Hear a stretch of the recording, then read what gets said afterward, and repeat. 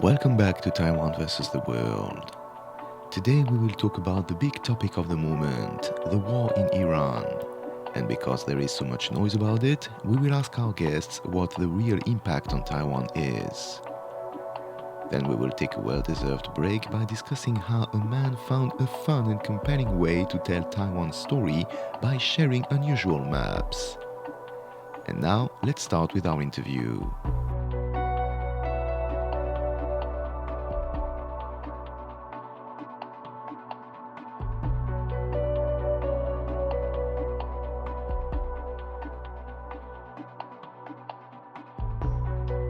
Iran has been stealing the spotlight in the last few weeks since Americans and Israeli forces started striking the country. And of course, we have been subjected to an avalanche of comments on what it means for Taiwan, ranging from everything to its opposite. We are used to this kind of maelstrom of speculations, and that's our job to sort out what is actually going on and to clarify the situation. So who better than the two guests I have today, Aadil, Brar, and Sasha. Chhabra, Aadil and Sasha, welcome.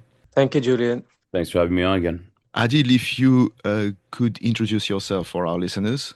Yes. So my name is Adil Brar. I'm an independent analyst based in Taipei, and I cover geopolitics in Asia. Thank you. And Sasha, you are well known to our regular listeners, but I would still ask you to introduce yourself briefly. Sure. So I think, your regular listeners will know I'm also a Taipei-based security analyst, and I'll take this opportunity to plug my Substack, formosereview.substack.com, where I write about a range of these foreign policy issues and have a new analysis of how the Iran war will impact us here in Taiwan.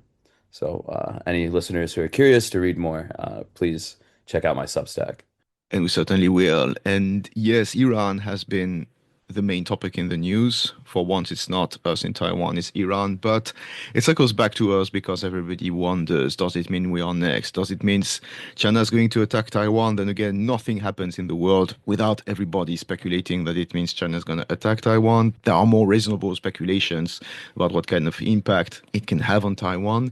So, Adil, I believe you have an idea of what realistically it could mean for Taiwan. If I can ask you first to summarize a bit what is going on. We know there is a war, we know there's a conflict, but in all this storm of things happening, how could we summarize the actual situation right now in Iran? I think we need to look at the situation from the long term trajectory of what happened in October 2023 onwards, when there was an attack from Gaza towards Israel, and Israel had this, reaction loop where they hit back against certain entities in Gaza as well as against Hezbollah. So, and because Israel ultimately believes, and there has been backing by Iran of these groups, so it's part of that conflict that started back then, and then now Israel with US is moving forward to cut some of the higher level direction from Iran to these groups, and they've decided to directly kill Khamenei and the other leadership in Iran. And the thinking behind that in the US and what we've learned so far is that if you eliminate some of these leadership in individuals, what will happen is that there might be an uprising against the Iranian regime, and that was the calculus that Washington and Israel had overall, to remove the leadership, and that would result in a uprising and bring a change in government in Iran. Something similar to what happened in Venezuela. And what has happened is the result has not been what they were aspiring to do in Iran, and the uprising hasn't happened. On the other hand, it has led to somewhat consolidation of views that Iran is under threat from US, and people are rallying against the flag, and they are hitting back against the US. So, and US said no if Iran will respond in such a manner where they'll attack the Gulf states. So it has not gone according to plan for Israel and US. Sasha, do you have something to add about the situation right now? Before we enter the Yeah, analysis of what it means just on what is happening in Iran. sure. And our focus here is on Taiwan, but we can think about some of the context that will drive how all this will go. And I would add to what Adil has said. it's not just something that started since October 2023. It's been, several decades, a big goal of Israel to take out the Iranian regime and to try to get the U.S. to go along with that. And we see now they've identified a window of opportunity with Trump to act, and I think that's what we're seeing is happening. And maybe one thing to think about as well in the context of what Adil has suggested in terms of war aims. I don't think we know what the U.S. war aims are. We've seen a lot of different things, but I think we can clearly see the Israeli war aims are around collapsing the state and the regime. Uh, and we may see that come into conflict with what the U.S. wants for the region and what other countries such as in Europe and around the world uh, that would be impacted by a regime collapse want. So I think that's a lot of the context we have to think about when considering how long this is going to go on and what the longer term impacts will be. Thank you both for giving us this well-needed context. And so, Adil, what do you think, very simply, just to start the conversation, what do you think it will mean for Taiwan? What will be the direct impact? For Taiwan, the immediate impact is on the energy shock that most of the region in countries in Asia are facing right now. We have seen, at least in parts of South Asia and Southeast Asia, there's lack of supplies of LNG and gas. As such, immediately have not seen impact on Taiwan. But if this conflict drags on for a few weeks, we could see Taiwan also suffering in terms of supply of essential goods.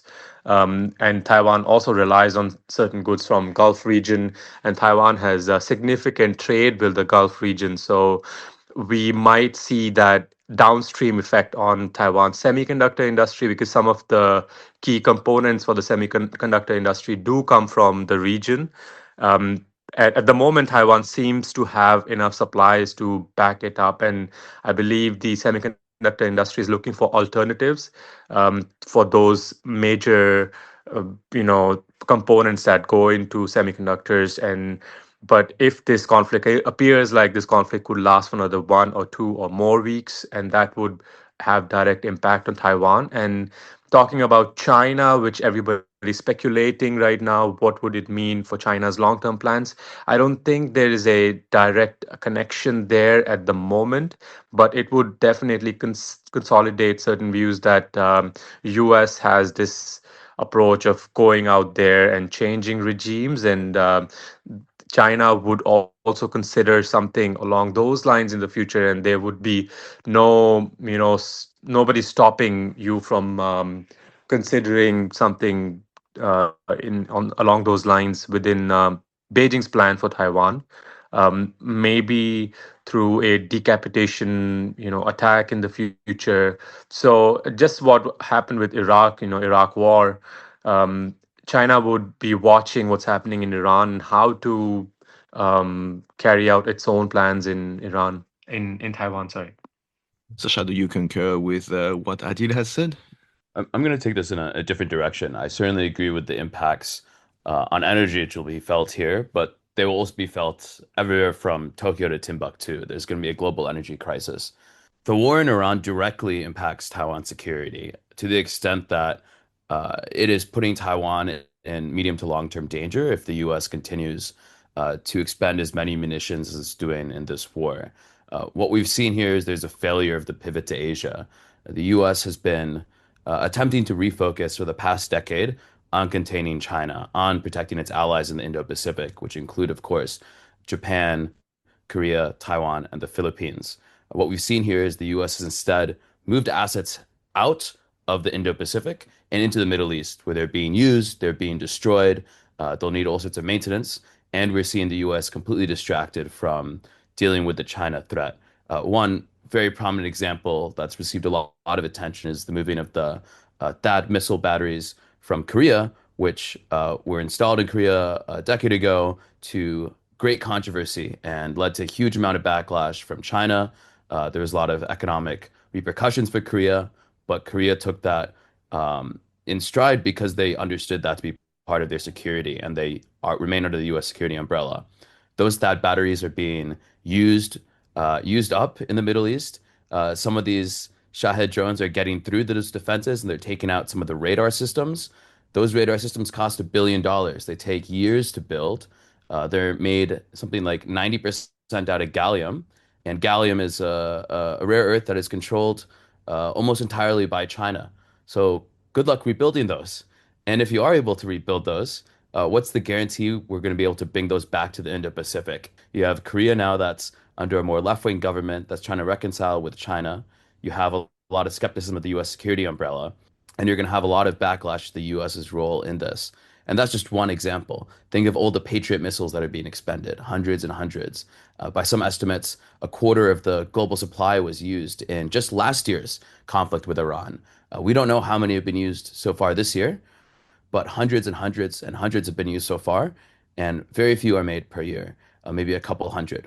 And that's just getting into some very basic interceptor munitions. It's not even getting into, the U.S. aircraft, which some of which are being shot down by, other U.S. supplied aircraft. We have aircraft carriers that have been redeployed. Those are carriers that have been on extended deployments. They're going to need maintenance. They're going to need crew rest. And we're going to see a lot of cumulative effects that are going to really, really impact the US's ability to have a credible security deterrent in the Indo-Pacific. So I would say that in the short term, there's not a change to the readiness in the Indo-Pacific in a meaningful sense. But if this continues, and if this indicates a shift in US policy that the US is going to be much, much more involved in the Middle East and prioritize that over the Indo-Pacific, then the long term, it should be something of great concern to US allies in the Indo-Pacific. So that's a very dark portrait that you are depicting us. But if we are aware of it, discussing it freely here, surely the United States are also aware of that. So why are they doing it then? Because either like Trump himself or somebody around him is aware of that, aware of what you just said. So why are they still doing it?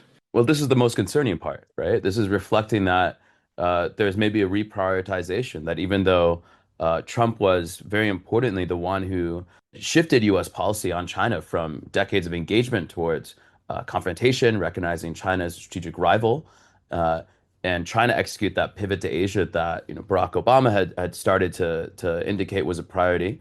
We're now seeing that there's a shift in priorities, and what's driving this?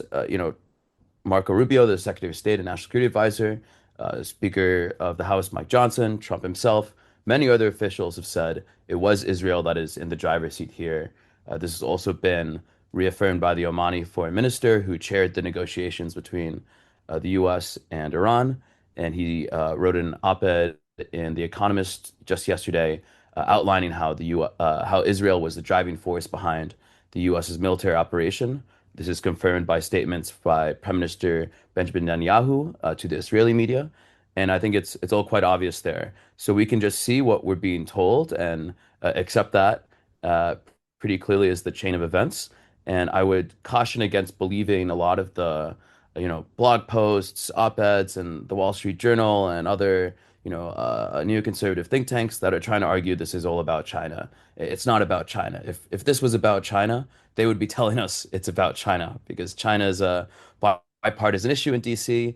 It's something that both the left and the right and the whole spectrum agree needs to be confronted. It's very popular to invoke China to get many foreign policy goals across, but we're not seeing any attempt by the administration to say this is about China. We're seeing them quite openly say that this is about Israel, and we know this has been an Israeli goal, particularly a goal of Netanyahu's for several decades at this point. All right, Adil, what do you make of this? You seems to be more of the opinion that the direct impact on beyond energy. What do you make of what Sasha just said? Yeah, I agree with what Sasha mentioned about the Patriot batteries and the THAAD system that was moved from South Korea. That would have immediate impact on security in Taiwan, especially like now it appears US is moving away from the pivot to Asia, moving towards a more of a direct conflict with Middle East. And US would also struggle to replenish some of the ammunitions that have been used. It also shows you that powers like Iran with far less resources are fighting in a creative manner. It gives somewhat of a lesson to Taiwan that you can take on a bigger power like China. So there are certain good lessons for Taiwan to learn in terms of how they want to fight this future war against China. And Taiwan would also be watching closely how the use of drone is shaping this conflict, where Shahed drones are a very cost-effective, tool to fight against a bigger power with much more technological capabilities, that is the US. And Taiwan at the moment is building its own resources in terms of making drones faster, and that would be its immediate lesson learned and application in terms of fighting against a bigger power like China. And absolutely, like what Sasha mentioned about this war being about Israel and Israel leading the role here, and that appears to be a shift from Donald Trump's initial suggestion that US should stay in its own region, the Dunroe Doctrine that he had suggested. It appears that there's been some change in thinking, and it's hard to tell why that happened.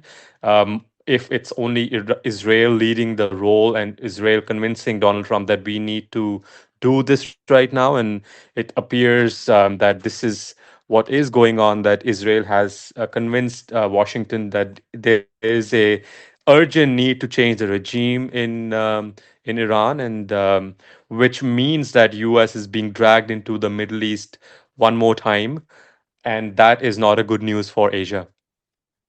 So it means that Mr. Netanyahu himself has much more influence or leverage or, I don't know, power of persuasion over Trump and Washington in general than Taiwan or even Japan has then. Yeah, Yeah, I mean, absolutely. this And is I think we have a no, consensus here. You both posted in yes. agreement. So please, one of you just tell I me think more. nobody would disagree that the Israelis are the most influential group in Washington. And I would extend that to not just of foreign influence, but of even domestic influence. It's simply incomparable what we're seeing here.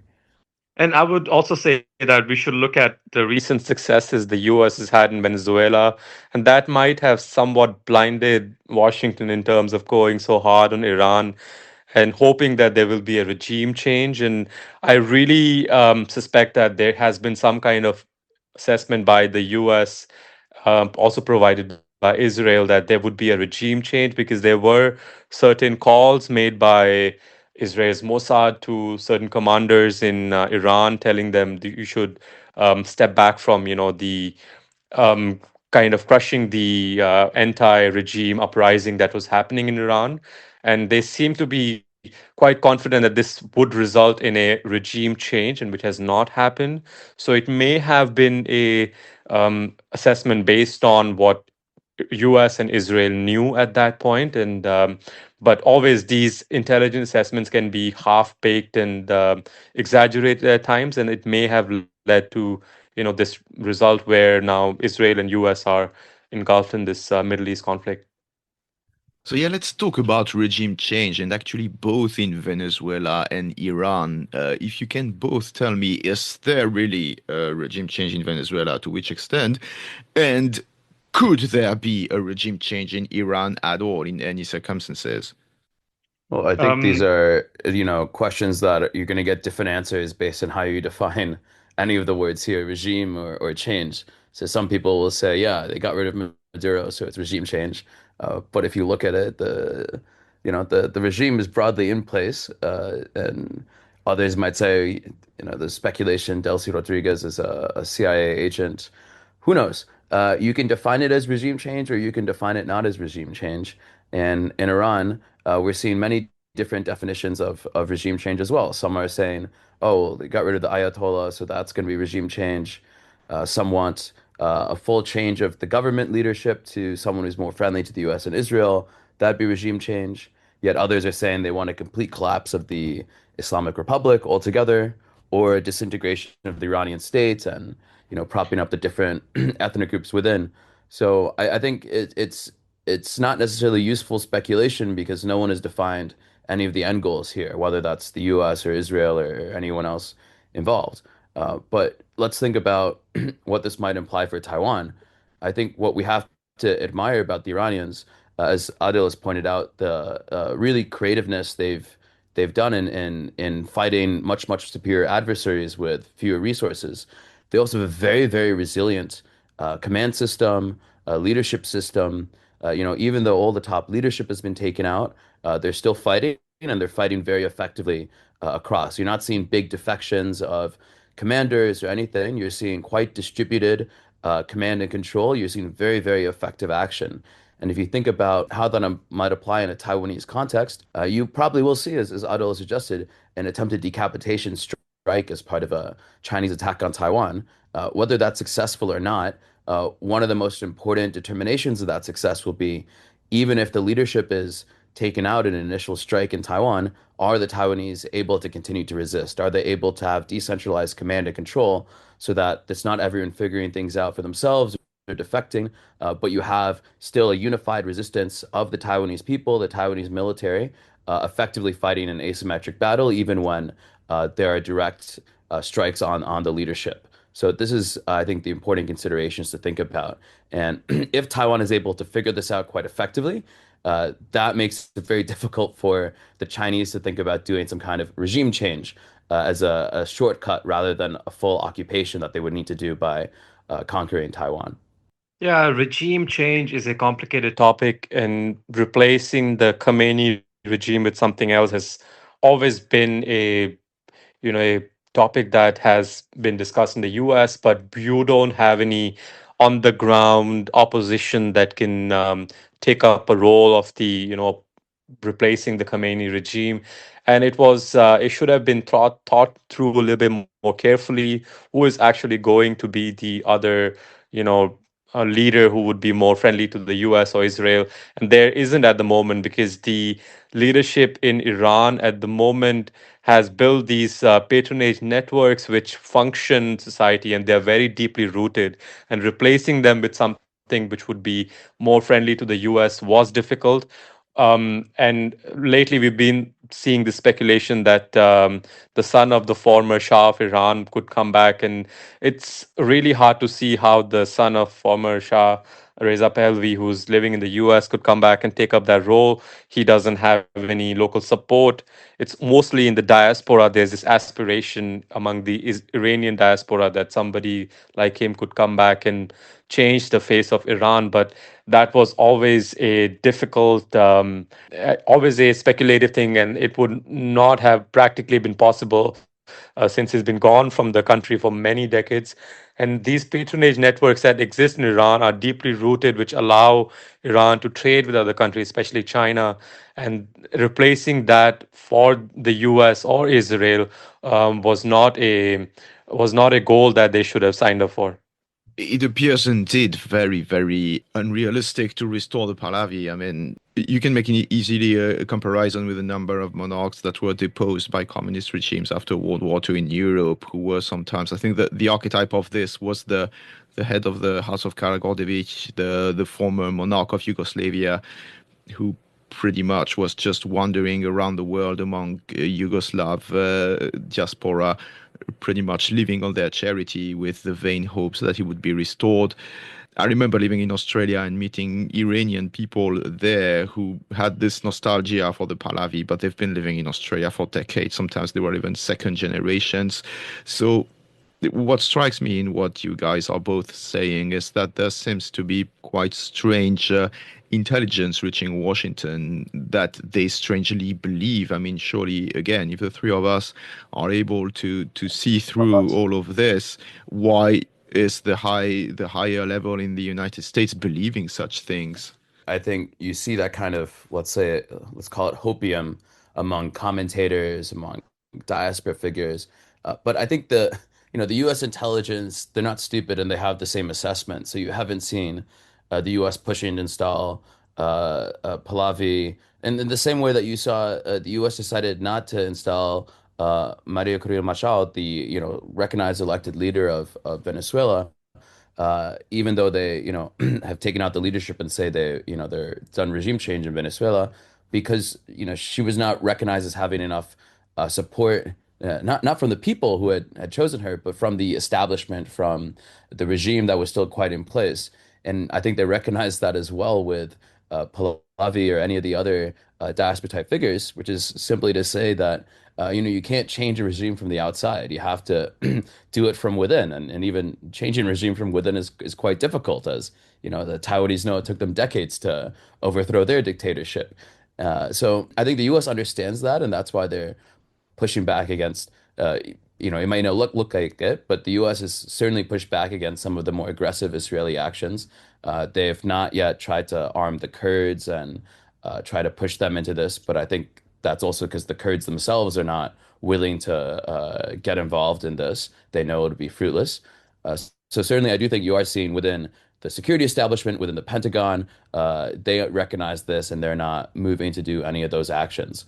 But of course, this leads us to a collision because then there is no strategy, there is no end game, and you see certain things being pushed by perhaps Israel and the more hawkish elements that want to do a really, really big state collapse and try to push in some new figures.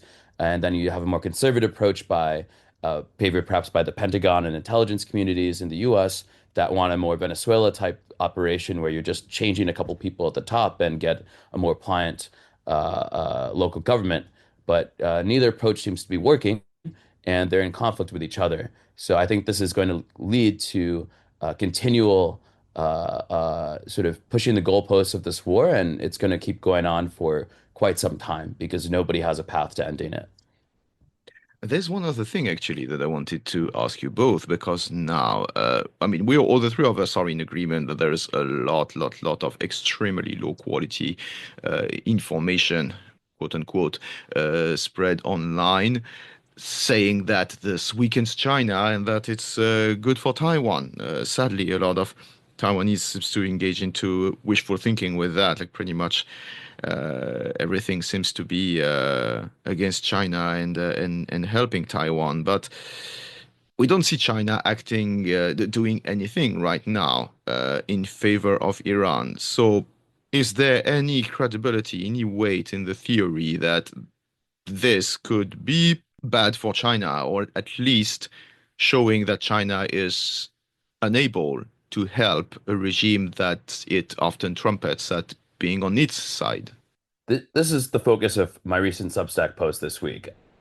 This is completely a myth that reflects absolutely no understanding of Chinese foreign policy, of Chinese grand strategy, or really a recognition of how any of these geopolitical theaters impact each other. The Chinese are very, very happy with what's going on right now.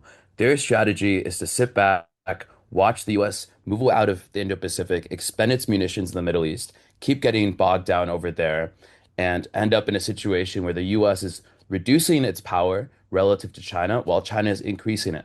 Every time the U.S. uses up missiles, China is building more and more. And they have a singular foreign policy goal. That is taking Taiwan. Anything else around the world, they'll worry about that after they become a regional hegemon and can project out power. Right now, what they want to do is take Taiwan. So they will work to make sure that they are not expending munitions, they're not getting bogged down in all sorts of costly wars overseas that just win you enemies. And they're going to wait for the US to become very, very weak. And ideally, they want to be then in a situation where they have more power than the US, maybe not around the world, but certainly in East Asia, and then they're able to take Taiwan. That is their strategy. Whether they have some commitment to Iran or Venezuela, this is, again, just fantasies that have been written by people who have just a very US brained perspective on the world that think that, most countries just have these permanent global alliances and you have to defend everyone. And if you don't fight every single war, then you don't have credibility. And despite the fact that the US has lost a lot of these wars overseas, whether it's Iraq or Vietnam or all of that, they keep pushing this as a strategy. The Chinese strategy is not to do that. It's not to waste time defending Iran or Venezuela. It's just to get rich, make money, and win friends overseas. Who cares who leads Iran from their perspective? They'll make friends all the same.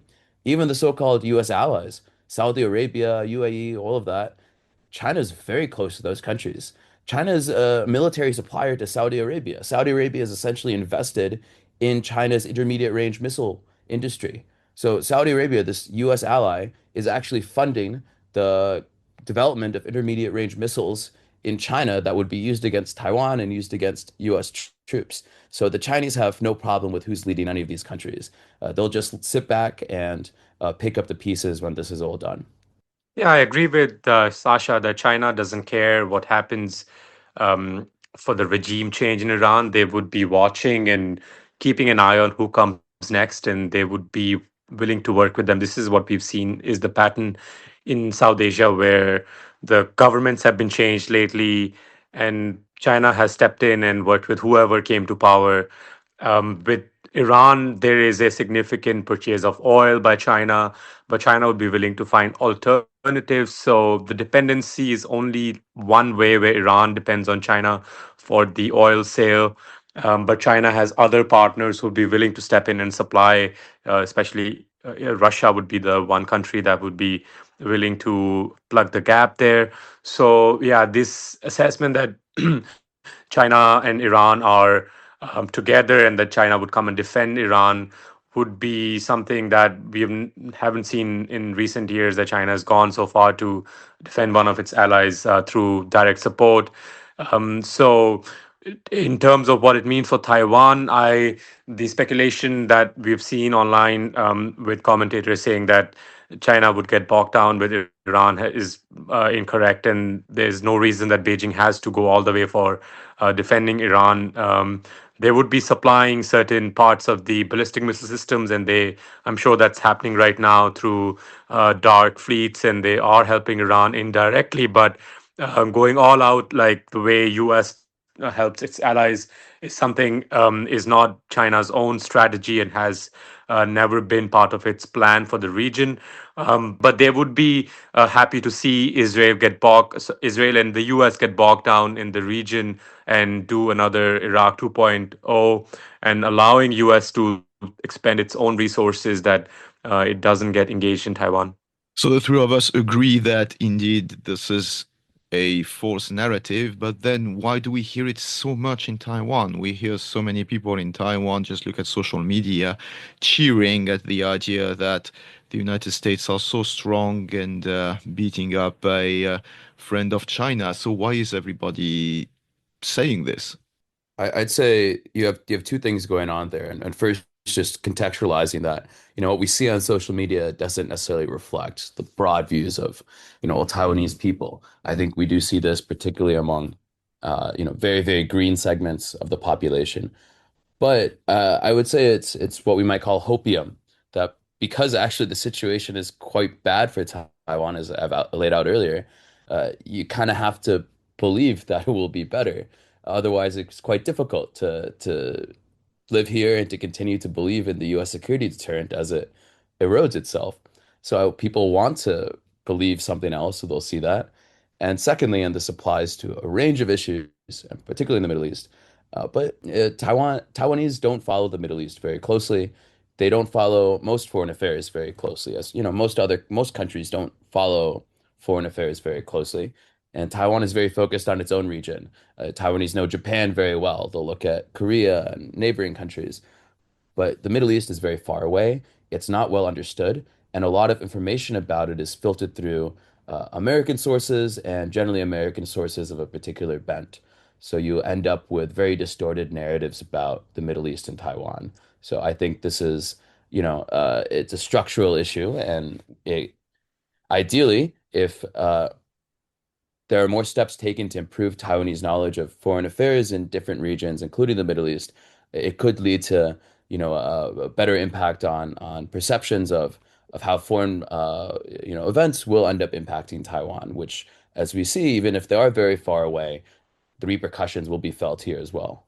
Yeah, and there's a lot of kind of thinking that China has allies, and these allies are somewhat similar to how US thinks about alliances. That false narrative also feeds into this thinking that right now US is taking on Iran, and that somehow affects China. And we've seen this with Russia-Ukraine war as well, that um, China has not faced any downward effect in terms of its alliances since Russia decided to attack Ukraine.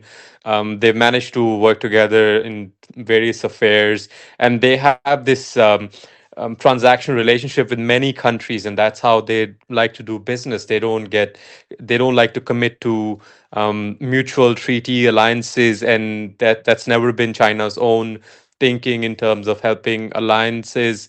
And that's the false narrative that feeds into this assessment in Taiwan, and some of the commentators saying, "Oh, this is not great for China." And that's exactly why we've seen so many op-eds come out which argue that this war will leads toward further disintegration of China's alliances. China has somewhat of a non committal relationship with many countries, and they will find ways to work with the direct leadership. And we should not be hoping for any significant impact on China's foreign relations just because of this war. And just to add to that, let's think about the impact on Taiwan's allies and on U.S. allies. We've seen in polling released just last week that a majority of Taiwanese do not believe the U.S. is trustworthy. I think that number is going to go up. As we mentioned, military assets are being moved away from the Indo-Pacific and into the Middle East. Where do we think the replacements or additional sales are going to go? Taiwan is trying to buy U.S. military hardware. So is Korea, Japan, Philippines. But who is going to be prioritized for this? As the U.S. tries to steadily resupply it with its industrial base unable to make up as fast as it's expending munitions, it's probably going to be Middle Eastern countries that'll be in the front of the queue. These are countries that have absorbed a lot of damage for the US's policies and have a lot of influence in DC. I would say a lot more influence than the East Asian countries do. And this is only going to continue fueling the skepticism. We've also seen that the conflict has led to the delay of the US China summit, where Trump was going to go to Beijing. It was sort of tacitly understood that after the summit had happened, a military sale to Taiwan would be approved. That's currently been on hold. So, what's going to happen now that that summit has been delayed indefinitely? So, I think all of these things are going to impact the rising US skepticism in Taiwan and not entirely baselessly. The problem, though, with that is there's no alternative in Taiwan. The alternative is, go with China, but that's not something that's acceptable to a majority of Taiwanese. So this is going to be a very difficult period for not just Taiwan, but all the East Asian countries that are allied with the U.S. as they consider how to effectively navigate that. And one thing that would be a good solution would be, all of them, Taiwan, Korea, Japan, Philippines, Australia coming together and trying to restore their industrial bases for domestic and regional production of armaments.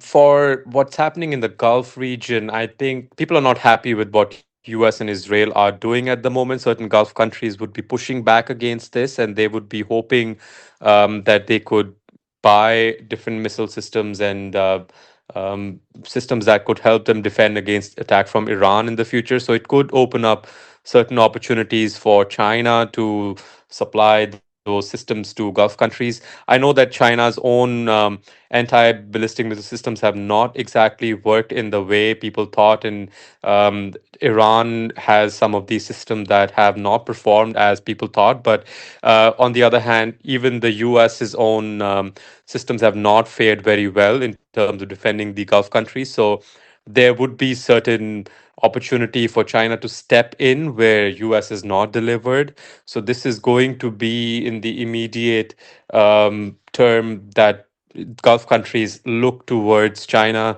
for an alternative security support.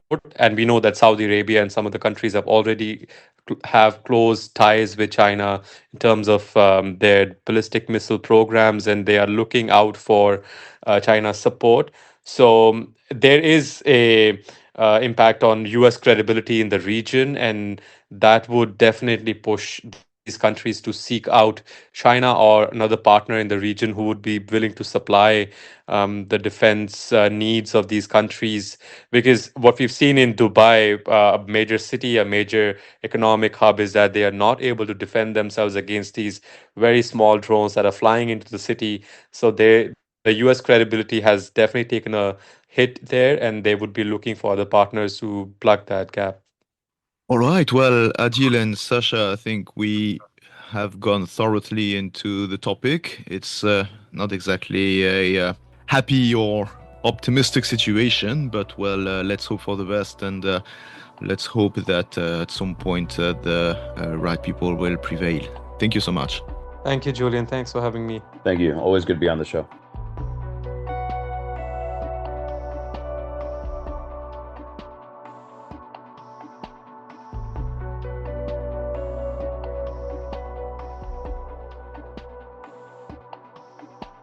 Taiwan is in need of soft power. We often say this. But that doesn't always mean large-scale projects.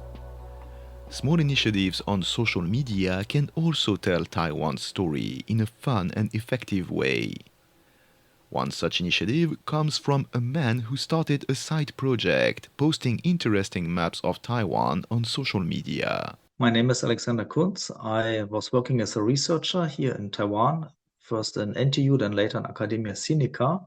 But I'm also doing these data visualizations and maps about Taiwan, where I present some interesting facts and data about Taiwan. You can find me on social media as Taiwan Maps and Data Viz. Dr. Kunz created the Instagram account Taiwan Maps and Data Viz.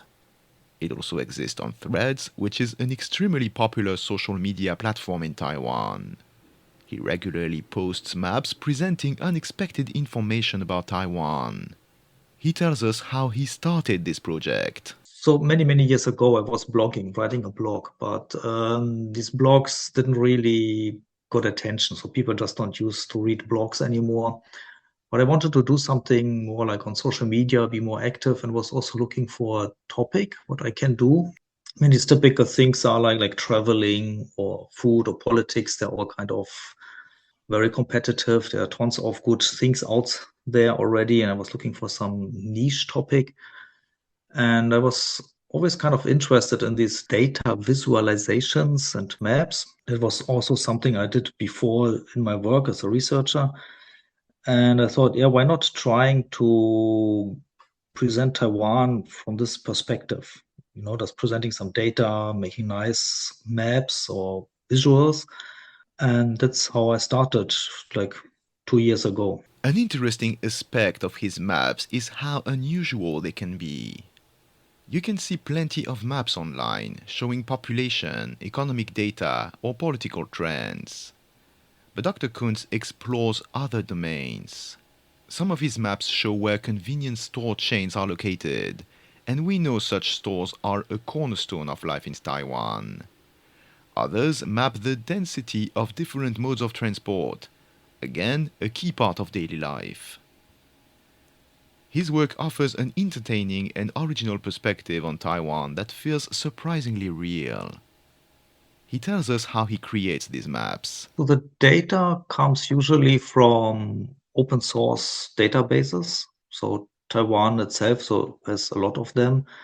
There are basically every government agency, every ministry has its own statistics database. You can look up data. There's also the National Statistics Institute, I think it's called. I don't know exactly the name, but there's kind of official statistics institute in Taiwan that publish a lot of data. But every government agency has their own database. You can just, if there's some interesting topic or you want to know about something, you can go and search for that. So usually the process is that, so after having the idea, I start looking for the data, if I can find the data. So that means searching through the databases or just simply Googling or checking Wikipedia. Sometimes you find a lot of sources already on Wikipedia. I always try to find the most recent or the most original data. Then, of course, need to check the data and do all the preparations. You know, often the data, what you can find is not clean or has too much other information, so I extract what I need. Sometimes I need to do some calculations depending on what I want to show. Next step is then, of course, thinking how to present it, just to think about how should it look like, what I want to show, and then designing the maps. And depending on what kind of topic it is or what kind of perspective I want to show. Sometimes the data is or the data analysis takes a lot of time, but sometimes only the presentation takes a lot of time, because I also focus on to make it as easy as possible to understand. So I don't want to make a super complicated figure with tons of information, because I learned that especially when you show things on social media, the content needs to be very quickly to understandable, or people need to be able to understand it very quickly. And then it's usually enough to put only one or two key informations into the map. For making the maps, I use mostly QGIS. It's an open source software. And I use some graphic programs for some final touch-up. First, I have learned, of course, how to present data or information to people who are not experts. Because when I work as a researcher, you always used to present stuff to people who actually are experts in their field. So you talk very differently to them. But showing information to people who have not much understanding about that subject, it's a very different thing, because you need to make it clear, simple, and to the point. So that's something I learned. I'm still learning, because I see some maps kind of fail, others are successful, and I realize the ones that fail are usually too complicated. There's just too much going on, and people sometimes, especially on social media, they just scroll quickly through the content, and they just skip complicated things. The other thing is, I also have learned that certain topics are more attractive than others, but I try to keep a balance between more serious topics and lighthearted topics. The most important thing is that you are very careful about your data. Make always sure that you use trustworthy sources, that you don't display any wrong stuff. That's actually the biggest challenge also for me, to be sure that the data which you use comes from a reliable source. So since I'm using mostly data released by Taiwanese government agencies or ministries, I assume the data is correct. But if you want to do it for other topics or other countries, other areas, you need to be careful with the data, that you're not accidentally showing something that's completely wrong. The social media accounts created by Dr. Kunz have reached a significant audience, and the feedback he receives is overwhelmingly positive. Yeah, when people are a bit surprised, or when they learn something new. So when you get a message, "Oh, I didn't know that," or "Oh, that's great, I was not aware of this." So when you see that people really take what you do, actually brings a benefit to them. So that's actually always a nice reaction. Generally, I get positive feedback.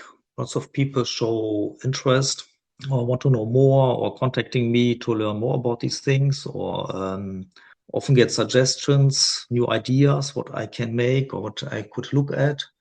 Yeah, that's mostly positive feedback. Finally, he shares which maps are his favorites. I have two favorites meanwhile. Actually, one of my very first map was with the rivers, where I show all the rivers that go to the west coast and all the rivers that enter at the east coast. So this is like, you can see the main water divide between Taiwan. This looks very nice because I only show the rivers. And since there's so many, because there are also very small streams included, you see basically the whole shape of Taiwan without actually drawing the shape. And the second one I published a few weeks ago. It's about the road network. So where you only see the roads of Taiwan, nothing else, but you can really see the road network. It's so dense that it actually redraws the entire geography of Taiwan. You see the outline of Taiwan because there are roads just following the coastline.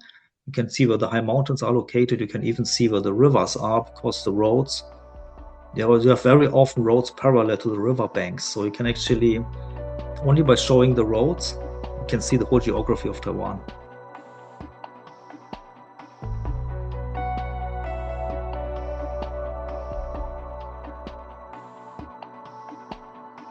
We will meet again next week for a new episode of Taiwan versus the World.